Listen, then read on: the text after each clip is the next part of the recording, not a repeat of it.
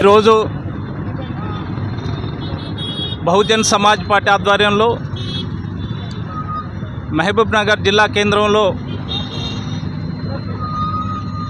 బహన్ కుమారి మాయావతి గారు అదేవిధంగా రాష్ట్ర కమిటీ ఆదేశాల మేరకు శాంతియుత నిరసన కార్యక్రమం చేపట్టడం జరుగుతుంది.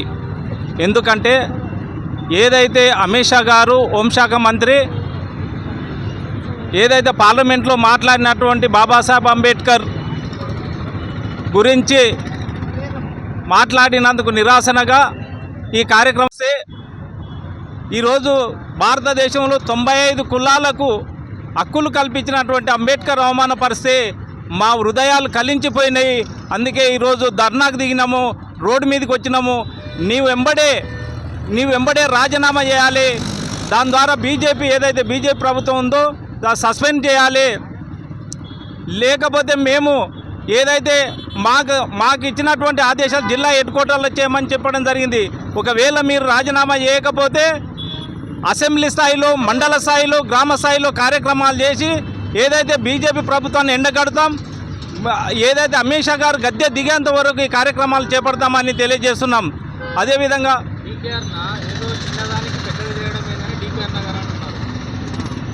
అంటే మా ఆత్మగౌరవం దెబ్బతింటే అంటే చిన్న మాటలు మా ఆత్మగౌరవం దెబ్బతీసలేదా? మా ఆత్మగౌరవం దెబ్బతీసినందుకు మేము రోడ్డు మీదకి రాగలిగాం. మాకు దేవుడు ఆయన, మేము ఈరోజు 95% ఉన్నటువంటి ప్రజలకు ఆయన దేవుడు. మా దేవుని కించపరిచే విధంగా మాట్లాడితే మాకు ఆత్మగౌరవం దెబ్బతిన్నదా?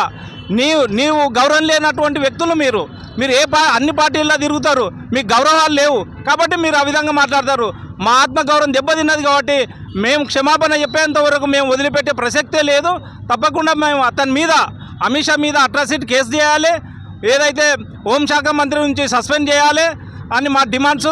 తప్పకుండా మేము ఇవి నెరవేర్చేంత వరకు మేము ప్రతి కార్యక్రమం తీసుకొని దేశవ్యాప్తంగా ఈ కార్యక్రమాలు జరుగుతాయని తెలియజేస్తూ ముగిస్తున్న. జై భీమ్, జై భారత్.